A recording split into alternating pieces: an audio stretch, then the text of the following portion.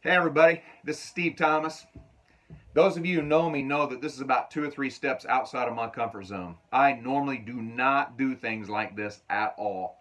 But something's been really on my heart and my mind here in the last few weeks. And it's this whole idea of circle of concern and circle of control. Now, those of you watching this video, I'm quite certain that you are familiar with this concept because we've been over it time and time again. It's very foundational to almost everything that I do because when we get this, it literally changes everything in our life. I've got it pulled up on the screen behind me here just to remind you of what it might look like. But here's how it goes. Any situation or circumstance that I come across, I have to ask myself this question: what about this can I fix? Is there anything about this that I can control? If the answer is yes, and I will fix it, I will control it, and I'll move on. But if I can't fix it and I can't control it, then the next question I'm going to ask is, what about this can I influence? Now, we're in a pandemic situation. I know you know that. And this is why this is so heavy on my heart right now, is because there's nothing about this that I can fix. There's nothing about this that I can control. I can control my part, but that's it. There are a few things that I can influence. I can stay 6 feet away from people, which I am not liking very much at all. I can not touch my face, which I am amazed to learn of how much I actually miss touching my face. And I can wash a lot and sanitize a lot and keep things clean around me. There are little things we can do to influence, but for the most part, we're not going to be able to influence our way out of this. So, as many of you remember, that leaves the third circle. The more I pay attention to those things that I can't fix and I can't influence, the more likely I am to fall into a bad place. So what I have to learn to do when I can't fix it and when I can't influence it is let it go. Now, this is the struggle, because when you're in a pandemic situation like this and literally the whole world is affected, you just can't let things go. It just sounds harsh and it sounds brash to be able to do that. Why would I let this go when so many people are affected and so many people are sick and all these bad things are happening to people around me? Well, what I've decided to do is share with you 3 ways, real quick, 3 ways that I have learned in my life that I choose to let things go. So number one is this: I choose to control it, not let it control me. Now that really comes into play in this situation, because here's the thing. There have been days that I've just bottomed out, man. I hear bad news, I watch this, I watch that, I listen to this, I listen to that.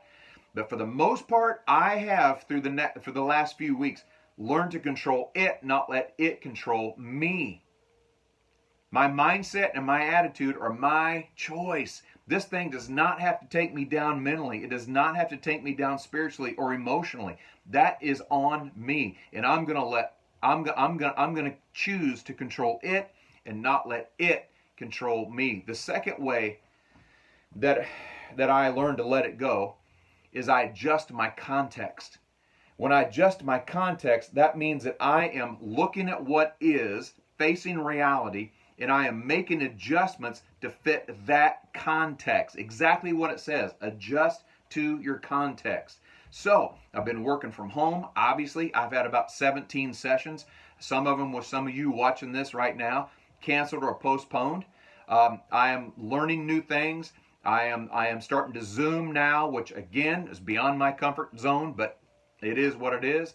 I am creating new content. I'm writing new things. I am getting things done that I've wanted to get done for a long time, but just haven't had the opportunity to. And now I have the opportunity to. So I am adjusting to my context. In a few weeks, it is going to get really stupid hot here and humid here.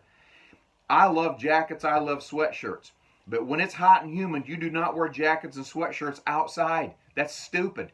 I have to adjust to my context. And I will be waiting until fall where I can get back in jackets and get back in sweatshirts. But for the time, you have to adjust to the context, because you can't fix and you cannot influence weather.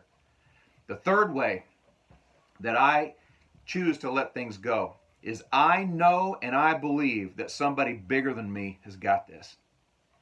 Now that's a tough one for a lot of us, because we want to always be in a situation in which we got this. Well, guess what? We don't got this time. But I believe and I know that somebody bigger than me's got this. Now, it's no shock to any of you that I've been a Jesus follower my whole entire life, and some of you, we've talked about that in the past. But I got to believe in my heart of hearts that God's got this. He is way bigger than me, and He is way bigger than COVID-19. And I know and I rest in the fact that He's got this. That doesn't mean that I don't do my part. It doesn't mean that I just sit and be nonchalant about it.